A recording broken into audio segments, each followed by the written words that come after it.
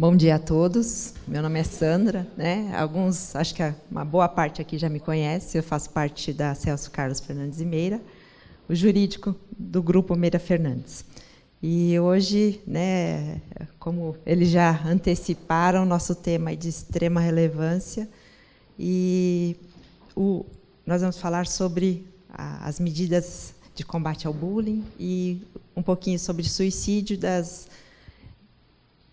necessidades aí das instituições de ensino comunicarem casos de autolesão, tá? Então, dando início aí à nossa apresentação, hoje a gente ouve tanto, né, falar, teve uma prática de bullying na escola, no ambiente de trabalho, no clube, enfim, o bullying ele não é específico de um determinado lugar. Ele pode ocorrer em qualquer lugar onde haja interação das pessoas, né? Então, não é um problema atual, né? Na minha época de escola, com certeza tinha esse tipo de brincadeira, suas consequências, enfim, só que não era tratado isso como um problema. E isso começou a ser pesquisado, estudado na década de 1970, né, por um professor especialista, e através aí dos estudos chegou-se, né, a distinguir esse tipo de agressão de uma agressão rotineira, de uma agressão normal, tá? Então, dando início aí à nossa apresentação.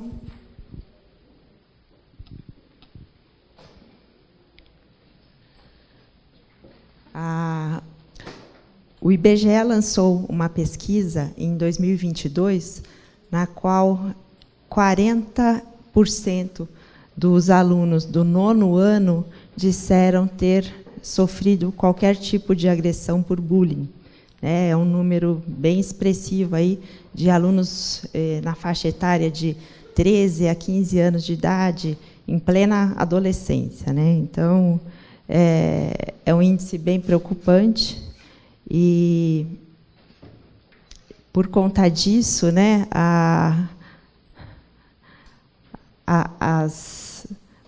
não só as escolas, né, eu acho que parte tanto da família, da sociedade, de todos, uma preocupação grande em relação ao combate ao bullying, né?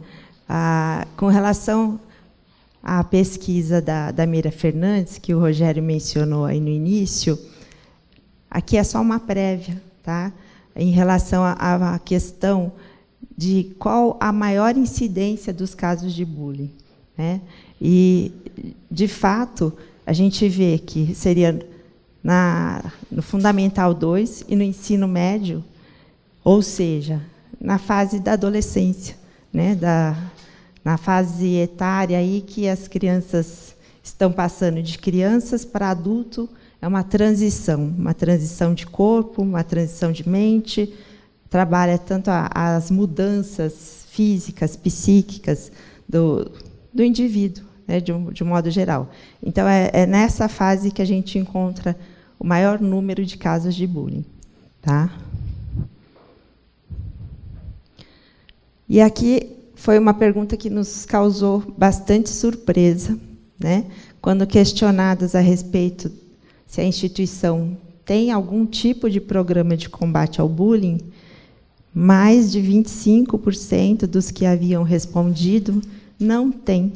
Então, assim, nós temos a Lei 13.185, que ela é de 2015, e começou a vigorar em fevereiro de 2016, que é a lei que instituiu o programa de combate ao bullying. Então, assim, a lei já está em vigência há mais de 6, 7 anos, né? 7 anos. E até agora, algumas instituições não implantaram nenhum tipo de programa, né? Então, para que a gente possa tentar colaborar com essas instituições, até no combate da agressão tão violenta que a gente está vendo aí nos dias de hoje, um pouquinho que a gente conseguir passar para vocês hoje, eu acho que já é um grande êxito. Então, assim, para que a gente possa identificar, combater e prevenir o bullying, antes de mais nada, o que é o bullying? É uma pergunta que, de repente, se alguém quiser responder aqui para mim, o que é o bullying para você, por exemplo? São agressões físicas, psicológicas, enfim, que uma pessoa comete com outra, né? Tá, o que a gente poderia complementar a resposta dela? E ela só é efetiva se a vítima se sentir ofendida, né? Também. Uma contínua, reiterada, né? Isso. Ser o agressor, vítima e a plateia. O agressor, vítima, plateia. Aí já são os personagens, né, do bullying.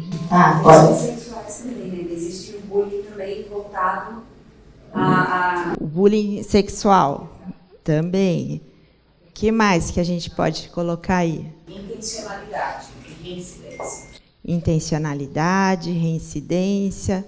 Faltou um detalhezinho aí. As relações escolares, né? É aquilo que eu falei, né? O bullying ele pode ocorrer em qualquer ambiente, não só no escolar. O maior número de casos de bullying é encontrado no ambiente escolar pelo fato das pessoas estarem ali na maior parte do dia, né? Então, em razão disso, o número de casos é muito expressivo. Só um detalhezinho aí, vamos ver o conceito legal, né? Como eu disse, a Lei 13.185, de 2015, foi a lei que instituiu o Programa de Combate ao Bullying. Então, de acordo com o parágrafo 1º do artigo 1º dessa lei, tem lá: no contexto e para fins dessa lei, considera-se intimidação sistemática, o bullying, todo ato de violência física ou psicológica, intencional e repetitivo, que ocorre sem motivação evidente, praticado por indivíduo ou grupo contra uma ou mais pessoas, com o objetivo de intimidá-la ou agredi-la, causando dor, angústia e angústia à vítima, e uma relação desequilibrada de poder entre as partes envolvidas. Aqui foi só esse detalhezinho que não foi mencionado aqui, né? Existe uma relação de desigualdade de poder, que essa relação, esse desequilíbrio, né, ele pode ser de várias formas. Ou uma diferença de idade, né? Ou uma diferença de tamanho, ou uma diferença até de quantidade de pessoas, né? Está em minoria, maioria, né? E assim, os outros pontos da violência física ou psicológica, intencional, repetitivo, sem motivação evidente, foi tudo isso que vocês colocaram, né? Aquela parte dos participantes, a gente vai apresentar aqui também, que esses fatores são importantes para que possa ser identificado uma agressão como o bullying, porque não é todo tipo de agressão que é o bullying, né? Eu posso ter uma briga pontual entre alunos da minha classe e isso não necessariamente configura um bullying. Hoje em dia, tudo que as pessoas vão fazer, ou em qualquer ambiente, se existe qualquer piadinha, qualquer brincadeira, está fazendo bullying comigo. Não é assim? Não pode fazer isso, você está fazendo bullying. Então, assim, as pessoas meio que generalizaram a coisa. E a gente tem que ter muito cuidado quando a gente começa a analisar caso a caso as situações do dia a dia, porque pode, eventualmente, não ser um bullying no primeiro momento, mas aquilo pode vir a se tornar. Então, de repente, o melhor seria prevenir, evitar, né, que a coisa tome uma outra proporção.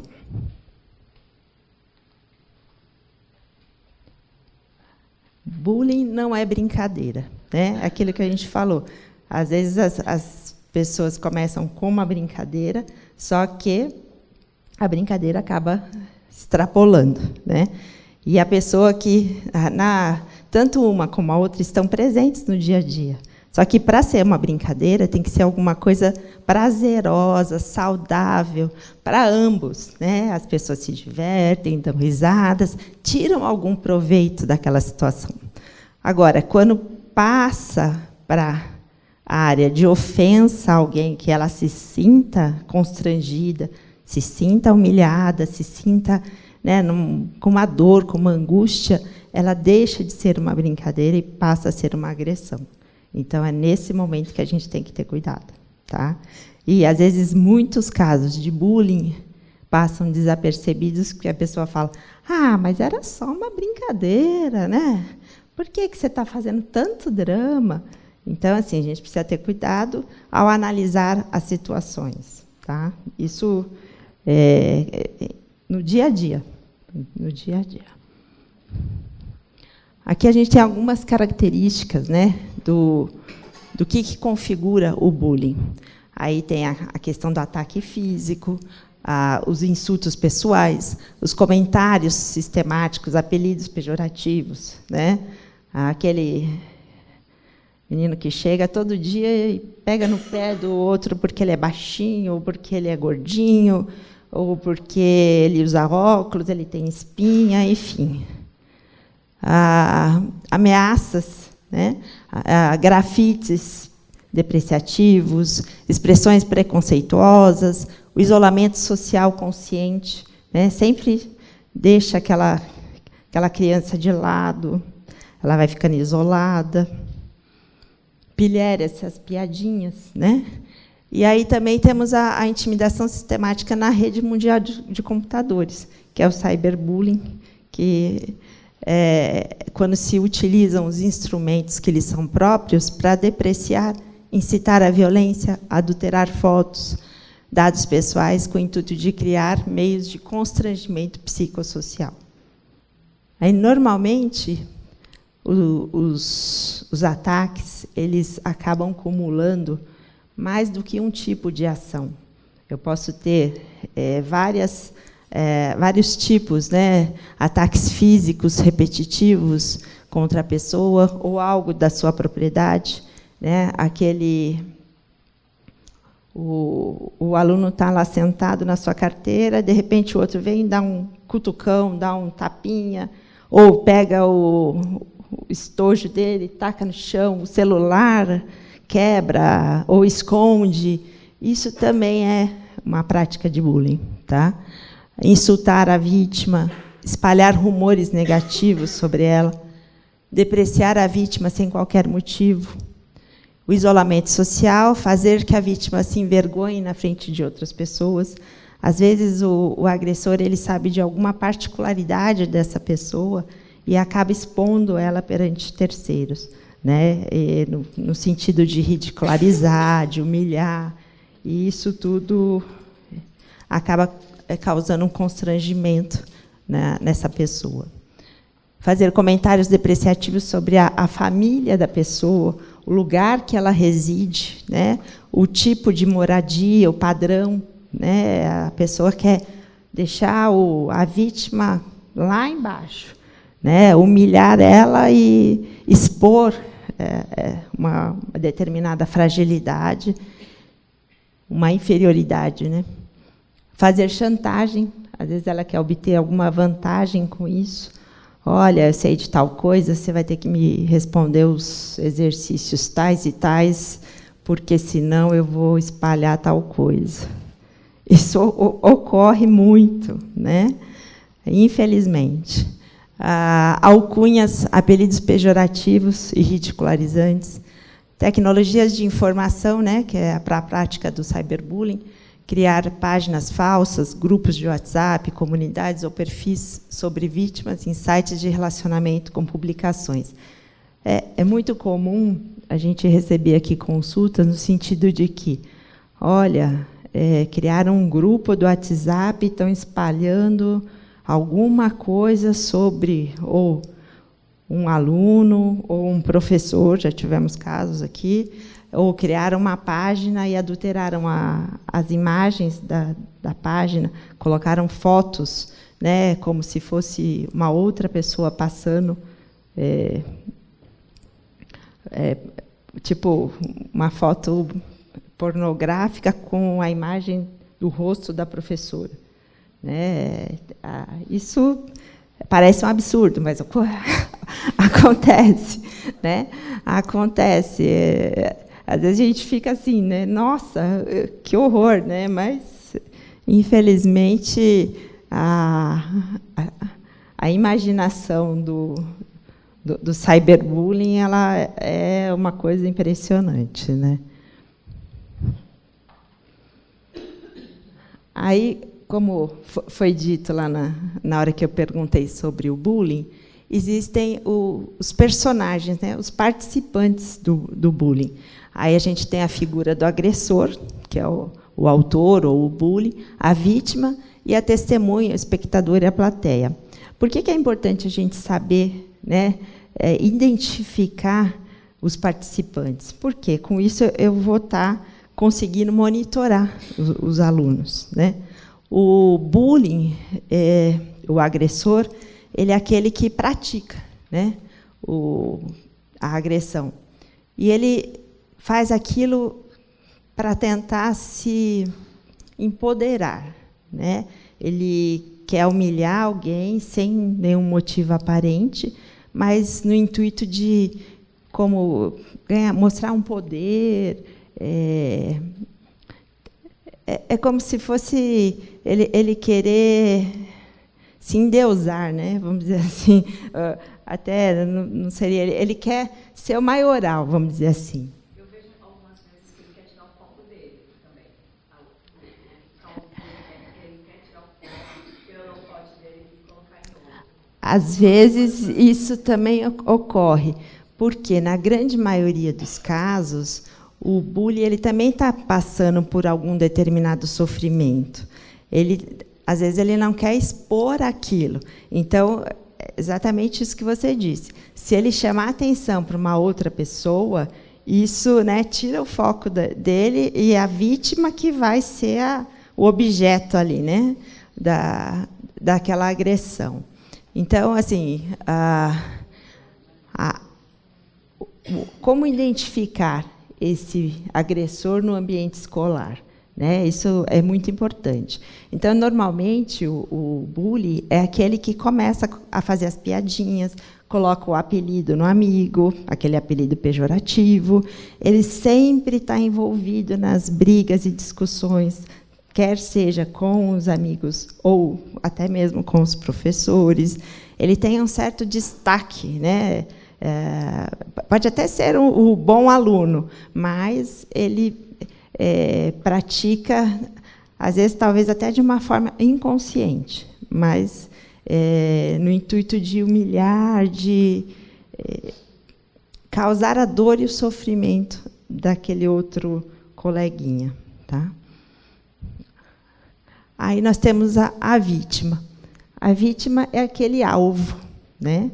Ele, normalmente, é o aluno tímido, introspectivo, ele não manifesta uma reação à agressão, né? Ele não tem condições de sair, tipo, dar a volta por cima, né? Ele vai ficando acuado, sofrendo, por conta ali daquela situação de agressão. E muitas vezes, né, a gente tem características que são características que você pode se tornar uma vítima de bullying, que é mais fácil para as pessoas identificarem, assim, né, no sentido de, é um aluno novo na escola, ele está chegando, ele não está ambientado, né, com os coleguinhas. Então, esse é uma possível vítima. Ou é o mais novo da classe, às vezes, ou ele é o mais inteligente, ele tem alguma particularidade que o difere da grande maioria, né? Ele é o sujeito inferior, assim, vamos dizer, inferior no sentido de não ser o padrão dos demais. Tá? E, normalmente, para se identificar no ambiente escolar, é aquele aluno que normalmente ele está isolado, triste, separado lá no canto dele. Às vezes ele está chorando, às vezes ele aparece com arranhões, roupa rasgada. Então, são coisas para que chame a atenção, né, para que cause uma investigação maior com relação a essas crianças, né, porque elas podem estar sofrendo o bullying e não conseguem manifestar aquilo. Então, para os profissionais aí, tanto os professores como eventuais auxiliares da instituição, é importante que tenha isso em mente, né? Ver uma criança lá no cantinho, o que está acontecendo, né? Tentar mostrar um acolhimento a essa criança para poder ajudá-la, né? E a testemunha e o espectador, a plateia, né? Às vezes, a testemunha ela sofre junto com a pessoa, porque ela não concorda com aquele ato que está sendo praticado com a vítima. Mas ela não se envolve, por quê? Ela tem o receio de se tornar a próxima vítima, porque ela vai chamar a atenção para ela e, de repente, o agressor vai falar, opa, né? Você está dando apoio para ele? Então, você está junto com ele. Então, assim, através da plateia e da testemunha, muitas vezes se consegue identificar uma situação de bullying. Então, é importante que as crianças tenham e saibam, né, que existe um canal aberto com a escola para que elas possam, eventualmente, denunciar alguma questão de bullying. Tá? E ainda a gente tem, às vezes, a plateia que instiga, né? Aqueles que dão risada, acabam incentivando, e aí isso não é legal, né? Não é bom. Então, assim, até algumas vezes a gente fala, a plateia pode ser advertida, penalizada numa eventual situação de bullying, né? Se ela estiver instigando o fato em si, ela também tem que ser advertida, né? Porque, se não tiver plateia, às vezes o ato não ocorre, né? Porque o agressor vai falar, por que eu vou, né, me desgastar aqui? Não tem ninguém vendo mesmo, né? Então, pode ocorrer isso. Aí nós temos 8 tipos de bullying, né? O verbal, o moral, que aí entra naquela resposta, né? O bullying sexual, social, psicológico, psicológico, físico, material e o cyberbullying. Pelo artigo 3º da Lei 13.185, os tipos, né, eles são classificados de acordo com as ações que são praticadas.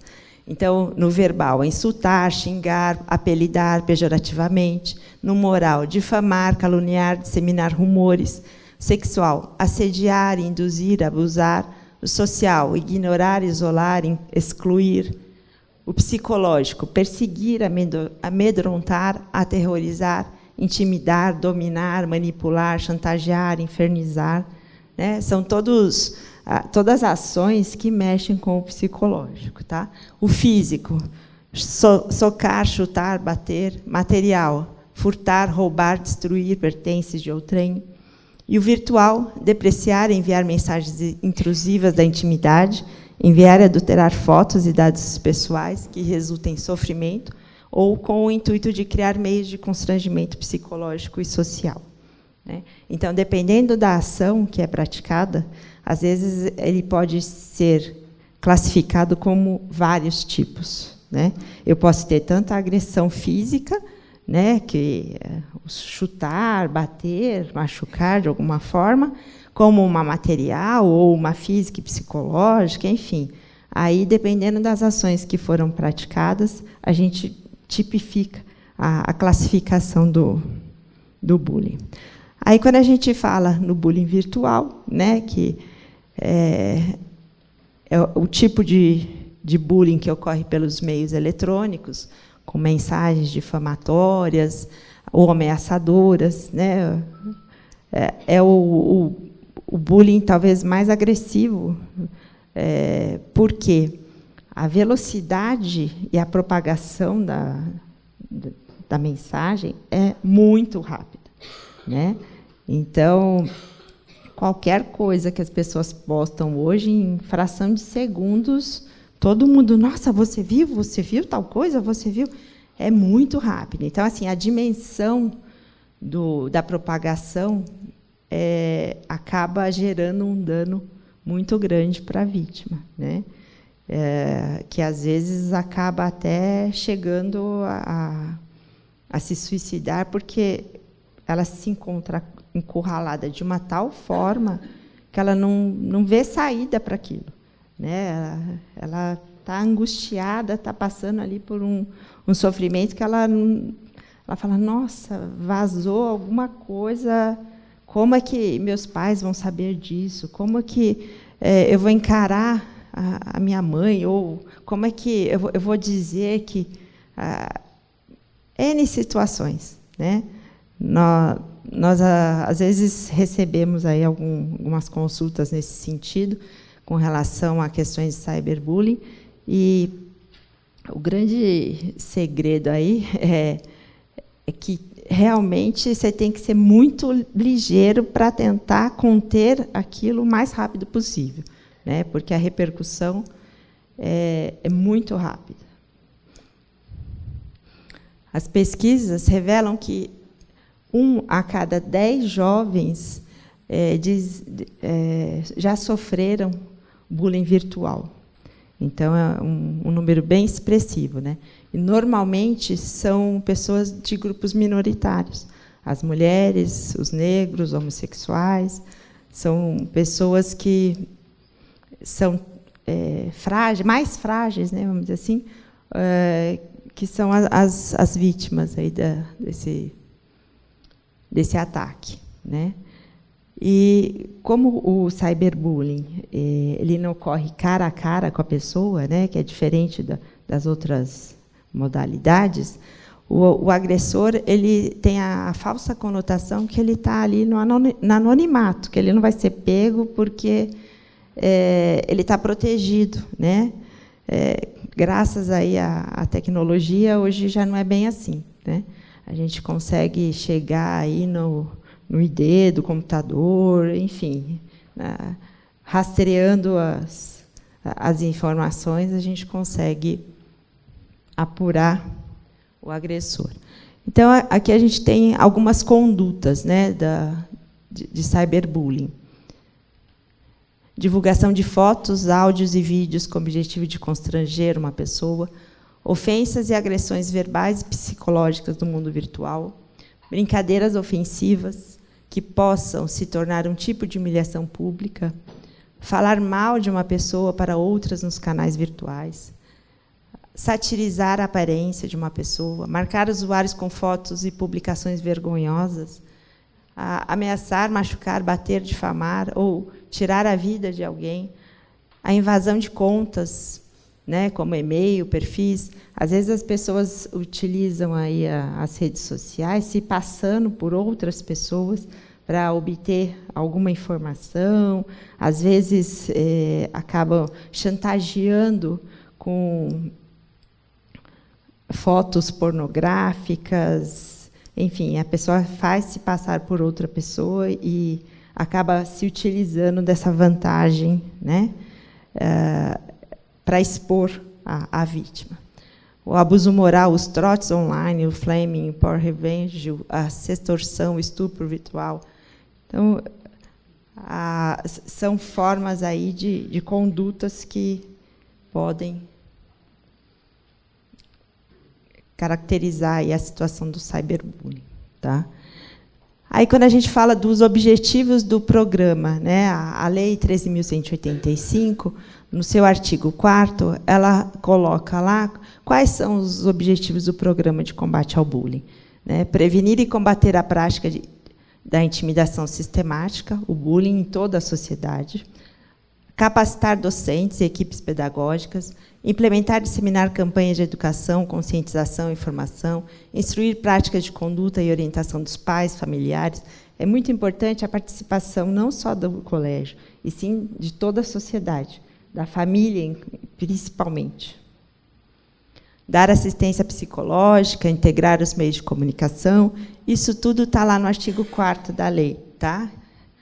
Promover a cidadania, evitar tanto quanto possível a punição dos agressores, promover medidas de conscientização, prevenção. Vocês podem acessando aqui. Aqui é onde eu queria chegar. Tá? O artigo 5º da Lei 13.185, ela traz expressamente a previsão de que as instituições de ensino têm o dever de implantar, né, os programas, assegurar as medidas e implantar os programas de combate ao bullying. Daí a nossa preocupação, quando a gente viu que mais de 25% das pessoas que responderam não tem nenhum programa, né? Então, está previsto em lei o dever das instituições de ensino. Tá?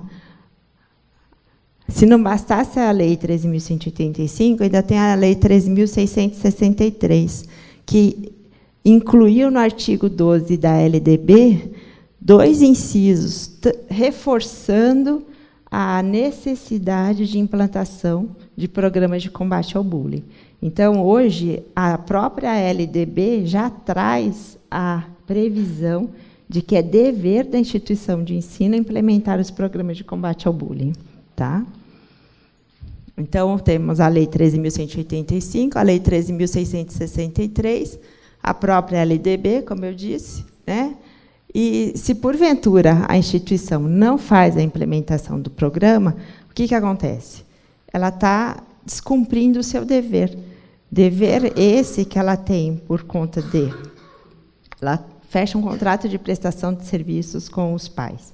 Esse contrato está sujeito às regras do Código de Defesa do Consumidor. Como fornecedor desse serviço, eu tenho a obrigação de prestar um serviço de qualidade, de assegurar, de garantir a segurança dos meus alunos, né? E, então, a partir do momento que eu não estou implementando um programa de combate ao bullying, eu posso estar prestando um serviço defeituoso, falho, e aí ser responsabilizado por qualquer dano que venha a ocorrer em relação a uma situação de bullying. Tá? Aqui, ó, o fornecedor ele responde independentemente de culpa, né? O artigo 14 do Código de Defesa do Consumidor, que eu tenho que garantir, né, a qualidade do serviço prestado. Reforçando ainda essa questão, temos os artigos 17 e 18 do ECA, do Estatuto da Criança e do Adolescente, que eu tenho que garantir a segurança e a inviolabilidade, a integridade física, psíquica e moral da criança. Então, tanto o Código de Defesa do Consumidor, o ECA, o próprio Código Civil trazem artigos que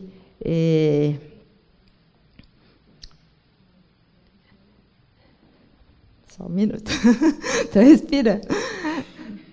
Eles trazem a responsabilidade dos estabelecimentos em relação aos eventuais danos causados na instituição. Tá? E aquele que não implementa os programas de combate ao bullying, ele está sujeito às responsabilidades. Tá? Aqui o artigo também 932, são artigos legais que estão tipificando aqui a necessidade da implementação, né?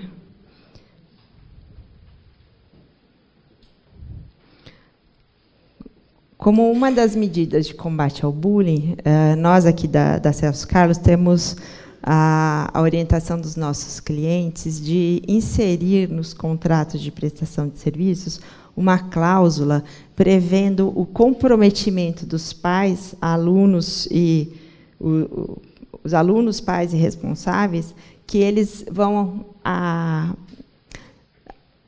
praticar, né, vão participar, eles se comprometem a participar das campanhas de conscientização, para que amanhã ou depois a escola não tenha problema, isso já está muito claro ali na hora de fechar o contrato de prestação de serviço. Tá? Ajuda isso aqui depois numa eventual resistência do pai na prática de qualquer medida que seja adotada pela escola. Tá? Outra coisa que a gente costuma orientar nossos clientes é no sentido de ter políticas rígidas no regimento escolar. Né? O regimento escolar ele é um documento de caráter obrigatório, né? Onde está prevista ali toda a dinâmica da escola, né? As regras do jogo da escola. Então, assim, eu tenho que estar com o meu regimento escolar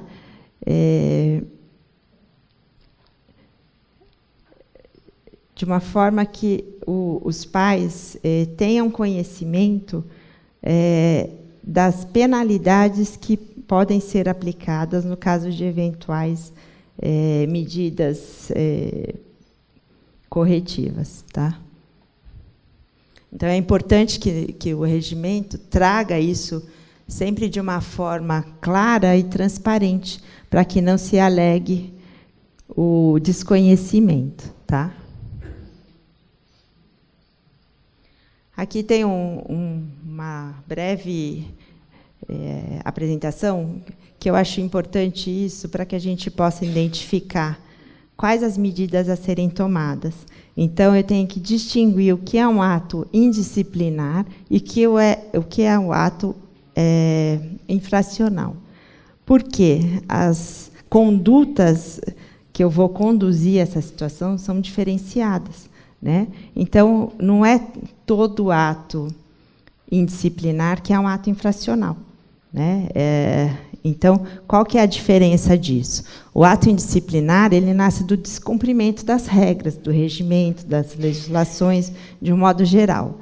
Então, assim, é uma desobediência do aluno. E ele pode vir a ser configurado um ato infracional. Ah, Sandra, o que é um ato infracional?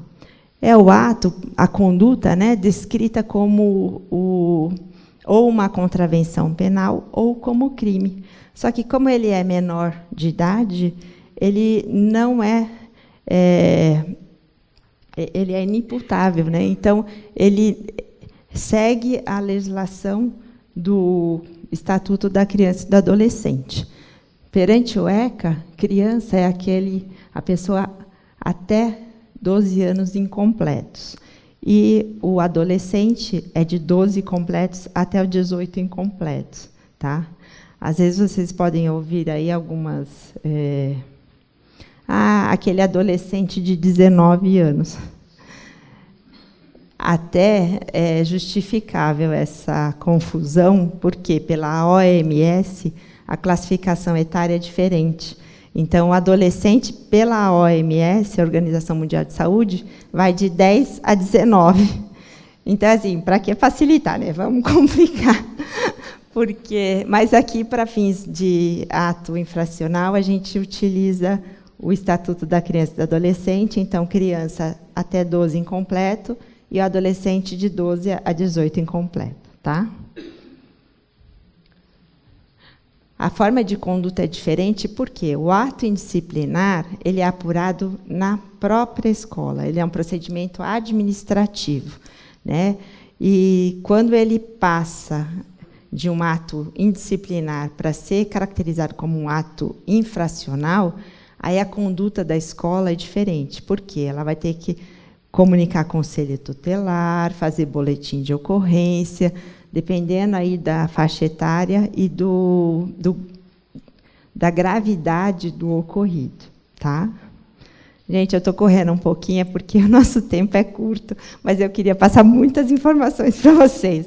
Mas qualquer coisa, vocês podem dar uma paradinha que eu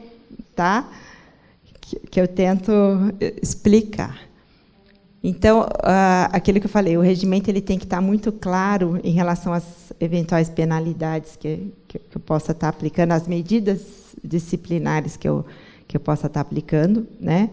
E eu tenho que garantir um devido processo legal ali, o contraditório, a ampla defesa do aluno, tá?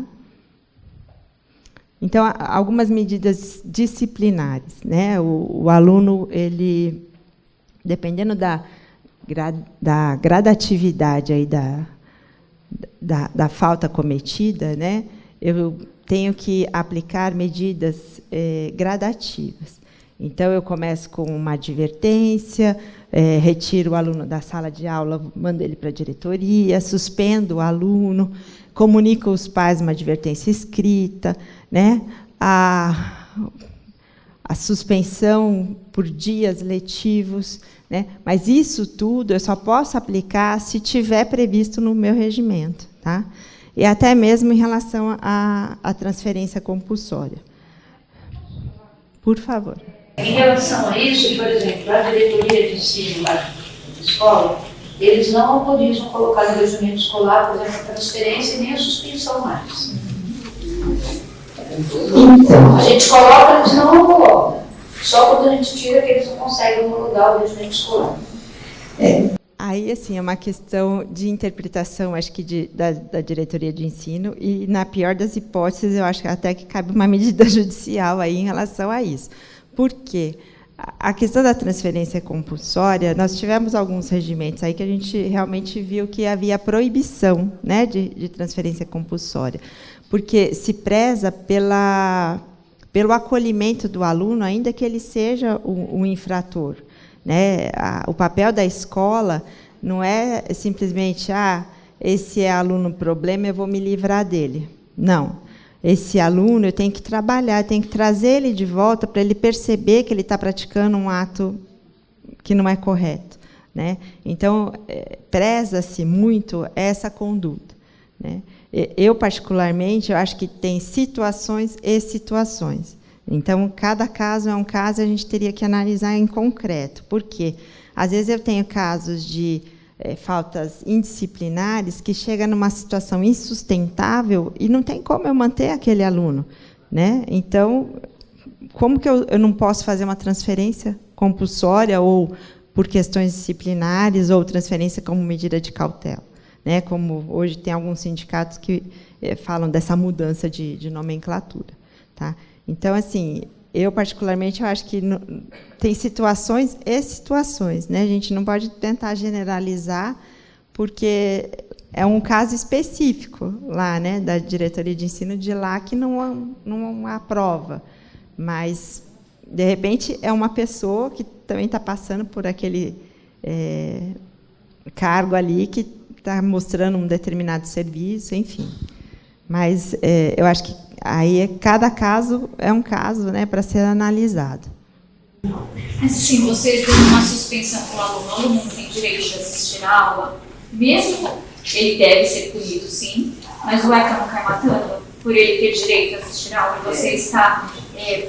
Então, as penalidades têm que estar no regimento interno. Se no regimento interno tiver a previsão, né, então, assim, ele não pode alegar que ele desconhecia aquilo. Mas aí cai no que a colega falou. Ali a diretoria escolar não aprova o regimento. Mas é o que eu falei, tem casos e situações. Existe aí uma situação das diretorias de ensino terem pensamentos diferentes e comportamentos diferentes. Então, há uma intenção do novo secretário da Educação de equalizar tudo isso, né? Eles não terem um coordenador específico, né? Não ficarem soltos como estão. Neste caso aí, o bom é colocar no contrato de prestação de serviços essa questão da transferência compulsória. Eu sou contra, mas sou voto vencido aqui na empresa, porque o regimento ele é muito mais estático, né? Ele é mais amplo do que o contrato.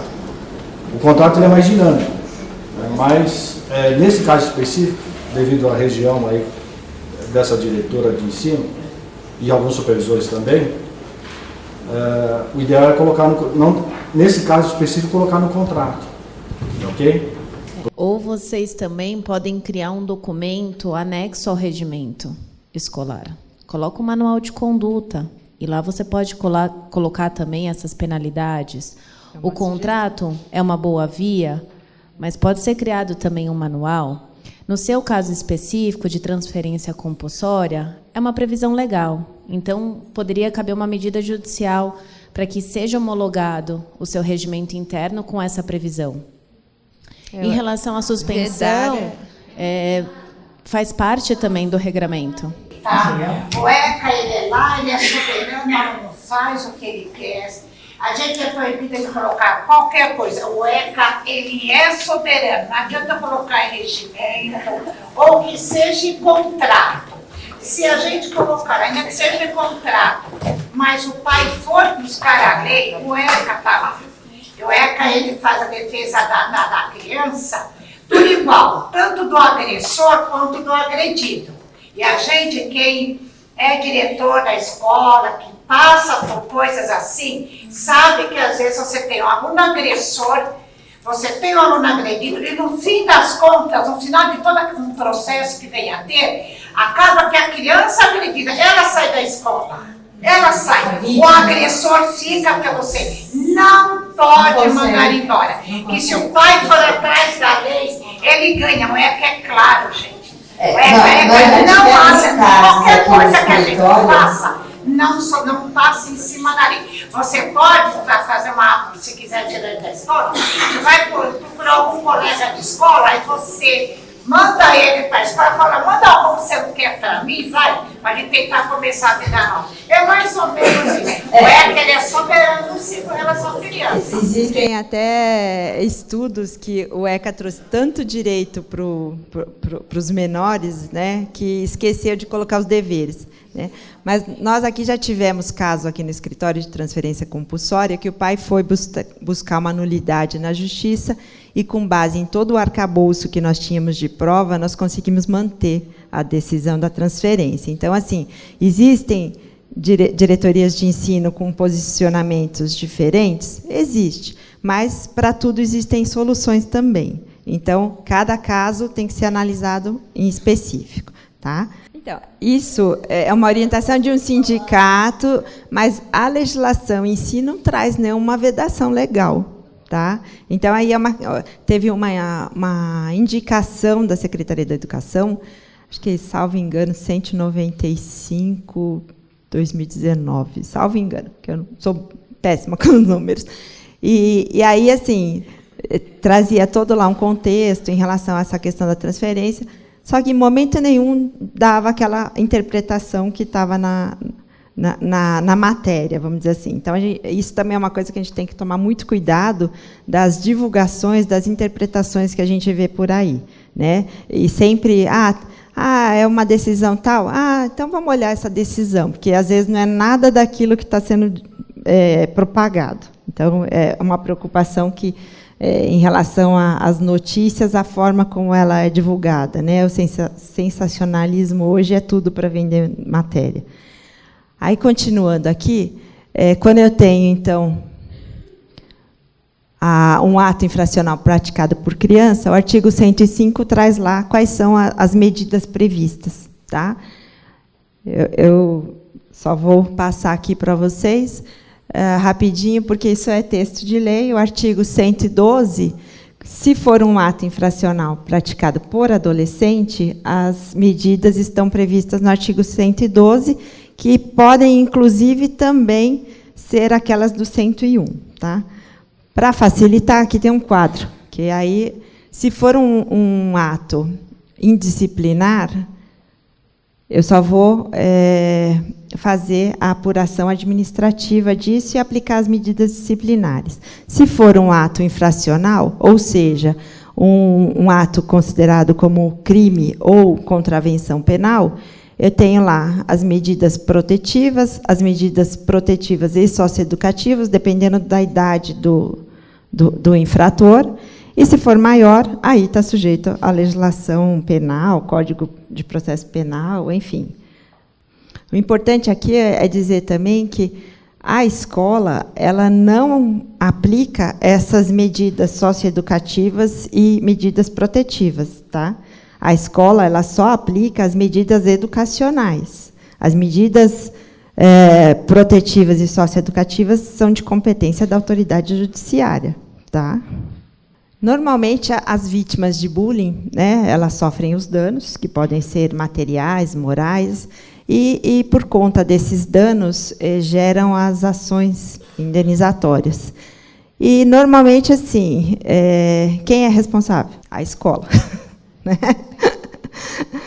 Tem alguma situação de bullying que ocorre, às vezes, dentro, às vezes até fora, mas envolvendo os alunos, então a escola acaba entrando aí, pagando pato, justamente. Eu coloquei aqui algumas decisões dos tribunais, tá, em relação às ações indenizatórias, envolvendo essa questão aí de bullying, e algumas, assim, nesse caso aqui, a ação em primeira instância foi julgada improcedente, o pai recorreu e o tribunal reformou. Por quê? Ele reformou no sentido de que as medidas adotadas se mostraram inúteis ao combate da prática do bullying. Então, assim, a escola ela tem o dever de ser preventiva, né? Não adianta esperar ocorrer um ato de bullying para ir tomar alguma providência. Eu tenho que já me antecipar. Aqui o valor do dano moral foi no valor de R$10.000. Nesse outro caso aqui, havia ofensas constantes. Era uma aluna que ela queria participar das aulas de futebol. E havia toda aquele ataque, aquela agressividade em relação a ela, né, por querer jogar futebol. O professor, ao invés de acolher a aluna, ele fala alguma coisa no sentido de que, de fato, você precisa ser mais feminina, né? Então, assim, isso é uma coisa que também tem que ser muito bem instruída no ambiente escolar. Não basta você tentar abordar uma situação, os professores têm que estar preparados para isso, né? Sob pena de configurar até o bullying do professor com o aluno. Tá? Então, nesse caso aqui, o juiz de primeira instância havia condenado a escola a pagar 30 mil e o tribunal reduziu para 20. Nesse outro caso aqui, era uma desavença de uns alunos de primeiro ano, só que era um fato isolado, que não configurou a prática de bullying. E aí entra naquela questão que a gente falou da identidade do bullying, né? É uma prática reiterada. Se não for um caso isolado, não configurou, a ação foi julgada improcedente. Nesse outro aqui, a instituição tomou todas as medidas em relação à situação, né? Ela chamou os pais, acolheu os alunos. E, apesar da reclamação ser no sentido de que o aluno não havia sido expulso, aí entra aquela questão aqui da transferência, o juiz, aqui, o desembargador, ele entendeu que a escola tomou todas as medidas, que a chamada dos pais, o acolhimento, resolveu o problema e julgou também a ação improcedente. Então, daí a importância, né, das medidas. Então, a prevenção e o rápido diagnóstico, né, do problema, eles são fatores essenciais para o êxito do programa. Tá? Aqui tem alguns exemplos de ações, né, no programa de combate ao bullying. Tenho certeza que muitos aqui adotam esses e talvez outros, né? Que há palestras com professores, orientadores, aulas, trabalhos, peças, fixação de cartazes, alertando e estimulando a denúncia em caso de qualquer agressão, a realização de reuniões com famílias, né? É muito importante o papel da família no combate ao bullying, né? A formação de comissões de alunos, criação de assembleias de classe. Os alunos, eles envolvidos no assunto, eles acabam ajudando muito, né, na questão aí do combate. A utilização de jogos e atividades lúdicas, a distribuição de mensagens de conscientização sobre o problema, a implantação de programas que visem a saúde mental tão, né, o objeto da palestra a seguir, a formação continuada de professores na mediação, né, aquele professor que acolheu o aluno que fala para a menina que ela tem que ser mais feminina, ele não está sendo profissional ali no sentido de atender uma mediação do conflito. Ou o professor que vai repreender o aluno porque ele está cometendo bullying com a amiguinha, chamando ela de gorda, e ele vira e fala: você ia gostar que te chamasse de baixinho? Gera uma polêmica danada, né? Então, assim, a forma de abordar o problema é muito importante. Os programas de apoio profissional e políticas rígidas no regimento. Acho que aqui todo mundo sabe, né, que o dia 7 de abril é o Dia Nacional de Combate ao Bullying e o dia 20 de outubro é o Dia Mundial de Combate ao Bullying. Quando a gente divulgou a nossa palestra, o tema é bullying e suicídio, né? Por que a gente vai falar de suicídio? Primeiro que as vítimas de bullying, às vezes, com o aumento da depressão, chegam, né, à prática aí do suicídio. E até mais que isso, porque às vezes o suicídio não é decorrente do bullying, mas hoje a gente tem uma legislação, a 13.819 de 2019, que obriga as instituições de ensino a comunicarem. Então, é por isso que a gente está chamando a atenção aí para essa questão, tá? Aqui nós estamos vendo só a parte jurídica, não estou vendo a parte, né, da saúde mental, que vai ser objeto da próxima palestra. Então, quando a gente fala da questão aí de suicídio, né, naquela prévia da pesquisa da Meira Fernandes, mais de 46% tinha conhecimento de casos de suicídio ou na própria escola ou na região. Tá? Então, é um número bem significativo e assustador, né? A lei, ela trata, a Lei 13.819, ela trata tanto dos casos de suicídio como de automutilação, né? Às vezes, a automutilação acaba levando a pessoa até ao suicídio, né? Porque ela vai se machucando de uma tal forma para tentar fugir de uma situação psicológica. E chega uma hora que aquilo já não é o suficiente, né? E ela chega à prática do suicídio. Então, assim, aquela pessoa que está ou se mutilando ou com pensamentos aí suicida, ela tem que saber que ela pode contar com quem quer que seja para se abrir, para tentar ser removida daquela ideia, né?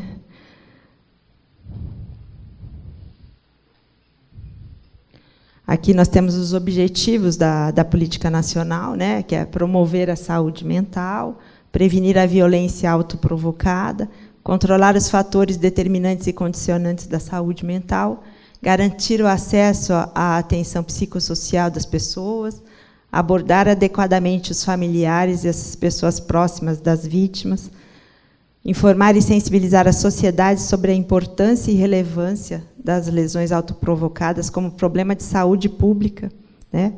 O suicídio ele é a segunda maior causa de mortes de jovens, né? É um índice assustador, né?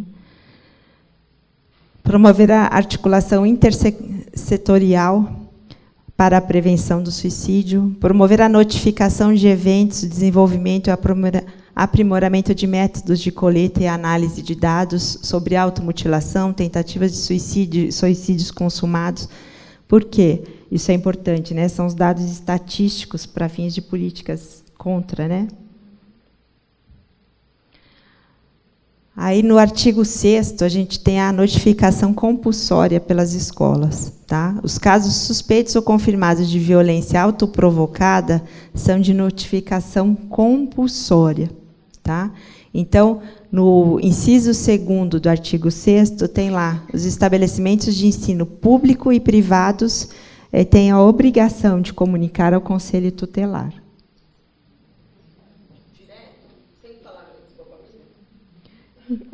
Ela, assim, normalmente, a gente tem um próximo slide que a gente vai falar disso, que é a forma de fazer a coisa, né? Mas independe de você avisar a família. Tem muitos clientes que eles preferem, eu vou falar para a família. Será que eu falo para o Conselho Tutelar? Gente, isso não é uma opção. Quando eu atender a família, eu tenho o dever de chamar a família, sim, mas eu vou atender a família e falar, olha, eu já estou comunicando o Conselho Tutelar. Tá? Então, a violência autoprovocada, né, ela é compreendida como tanto como o suicídio consumado, a tentativa de suicídio, o ato de automutilação com ou sem ideação suicida. Tá? Às vezes tem muitos alunos que está aquele calor, está com a blusa de manga comprida, e por trás daquilo, às vezes pode não ser nada, né? Só é um estereótipo diferente. Mas, às vezes, por trás daquilo, ele está escondendo ali as lesões provocadas. Tá? Esse é o grande problema, né? Por quê? É uma obrigação legal. Né? É uma obrigação legal fazer a comunicação. Está lá, ó, notificação compulsória. Tá? Então, não é uma opção da escola fazer ou não. É obrigatório. E ela tentou várias vezes suicídio, né? Mas só que a gente foi ameaçada pela psiquiatra. É um absurdo, né? É um absurdo. Mas, enfim. Só uma coisinha, eu fui ao Conselho Tutelar da semana passada para perguntar sobre assunto. Ela falou que, como era escola particular, era primeiro para eu tentar convencer a família de fazer isso. Eles não querem ter trabalho, né? Eles não querem ter trabalho, porque isso aqui é texto de lei, né? Então, assim, por quê? Quando você aciona o Conselho Tutelar vai ter que tomar as providências para dar o amparo para aquela situação, para aquela pessoa que está ou se automutilando ou com pensamento suicida. Então, assim, se você não comunicar, né, o Conselho Tutelar não sabe disso, né? Só que se der algum problema, quem vai responder? A escola. Porque vocês viram aqui, né? Eu fiz questão de colocar o artigo de lei para mostrar. Porque não é uma coisa que nós estamos tirando assim, não, vocês devem fazer. Não, é obrigação legal. É o artigo 6º da Lei 13.819. Tá? É obrigação legal. E, além de ter a obrigação de comunicar, aqui no parágrafo 5º desse artigo, fala que os estabelecimentos deverão informar e treinar os profissionais que trabalham em seu recinto quanto aos procedimentos de notificação. Tá? Então, assim, todas as escolas devem possuir um funcionário lá capacitado para fazer essa notificação. A gente recebe muitos casos aqui que a gente acaba auxiliando até no encaminhamento para o Conselho Tutelar ou no boletim de ocorrência. Então, isso é... E também, assim, a forma de condução, tanto dos conselhos tutelares, como, às vezes, da própria delegacia, é muito diferenciada, né? Apesar de a gente ter uma lei única aí, as interpretações são das mais diversas, tá? Então, normalmente, a gente fala o seguinte para os nossos clientes: quando tiver qualquer caso, a gente pede para que seja feito um comunicado simples, tá? Endereçado ao Conselho Tutelar do domicílio do menor. E, nesse comunicado, a gente tem que informar lá os dados do aluno, idade, RG, os dados, contatos dos pais ou responsáveis, nome, endereço, telefone, celular, e-mail, tá?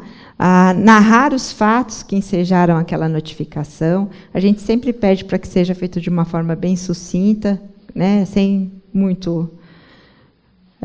tem que ser detalhado, mas de uma forma sucinta. Tá? E a assinatura do diretor ou responsável pelo colégio. Alguns conselhos tutelares já estão solicitando o preenchimento dessa ficha de notificação individual, que é a ficha SINAM, Sistema de Informação de Agravos e Notificações. Essa ficha já é utilizada há um bom tempo pelos estabelecimentos de saúde, e, de um tempo para cá, agora, as instituições de ensino também têm que preencher. É um formulário ali, só que, como é um formulário padrão, tem muitas informações que, às vezes, as pessoas, né, ficam na dúvida, e também não são todos os conselhos que estão pedindo. Então, a princípio, um comunicado simples já, pelo menos num primeiro momento, resolve. Essa comunicação tem que ser de imediata, tá? Eles falam em 24 horas, então eu não posso esperar, né, uma semana, um mês. Olha, a pessoa falou que ia se matar no começo do ano, e agora que eu vou comunicar para o conselho. Não, tem que ser ali, imediatamente, tá? Por quê? O conselho tem que tomar providências em relação a isso, tá? Então, assim, quais os procedimentos que a gente fala aí em relação à escola adotar? Quais os procedimentos, né? O primeiro passo que eu acho mais importante é a observação, né? A observar os alunos, ver se está tudo ok. Quando a gente começa a ver que tem alguma coisa fora do normal, tenta acolher, tenta conquistar a confiança daquele aluno, né, para ver se ele se abre. Às vezes a gente acaba descobrindo coisas, né, que chegam ao nosso conhecimento, que a pessoa está sofrendo abusos na casa dela, e ela acaba se abrindo com o professor, né, conta situações assim cabeludas. Então, essa observação, o acolher e escutar o aluno, a realizar a convocação imediata dos pais, né, os responsáveis, fazer uma ata, um relatório detalhado sobre o atendimento, com a assinatura dos participantes, porque, às vezes, as pessoas têm esse perfil de negar a situação, né, não aceita. É muito comum que os pais, às vezes, não aceita aquilo. Imagina, não, meu filho, ele está ótimo, não está passando por nenhum transtorno, nenhuma dificuldade, nada, né? Não aceitam. Então, assim, às vezes, o trabalho com os pais é mais difícil do que com a criança, né? Aqui, ó, deixar consignado que o conselho tutelar vai ser comunicado, né? Não é uma opção, né? Esse comunicado, é importante que se diga que ele tem o caráter sigiloso. Então, assim, aquilo que a escola informa para o conselho tutelar, em regra, não deve vazar, né? Se vazar lá internamente, a responsabilidade é deles, tá? Notificar. E um último ponto aqui, que eu acho que é tão importante quanto a questão da observação, é eu acompanhar se aquele aluno realmente está seguindo a orientação, né? Não basta simplesmente eu fazer a notificação para o conselho tutelar e falar, já cumpri a minha parte. Não, eu tenho que ver se aquela criança está sendo acompanhada, se ela está fazendo algum tratamento, se ela está indo. Porque, muitas vezes, o que acontece? Às vezes, o pai vai lá, foi orientado para buscar um auxílio, né, um tratamento psiquiatra, um psicólogo, enfim, dependendo aí da situação, tem N situações de indicação. E aí, por questões financeiras, ou por questão de comodidade, ou por questão de não aceitar aquela situação, ele acaba não fazendo o devido acompanhamento. Então, assim, é importante que se verifique se ele começou, se ele iniciou, se ele está fazendo aquele acompanhamento. Doutora Sandra, é obrigação da escola, mas é também obrigação do conselho tutelar acompanhar. Sim, sim, sim. Não, com certeza. O conselho tutelar, ele é criado justamente para defender os interesses do menor, né? Então, assim, é o papel dele fazer isso. Só que aquele aluno dentro do colégio é uma responsabilidade do colégio, né? Então, por isso que é importante que se faça esse em conjunto, a cobrança, né, do acompanhamento, né, a cobrança da escola, no sentido de que aquele aluno faça efetivamente o acompanhamento, né, e com isso tentar evitar aí um prejuízo maior, né, do risco da vida aí dessa criança, tá? Setembro Amarelo, né, é o mês da prevenção ao suicídio, e a vida é a melhor escolha, tá? Agradeço a todos aí.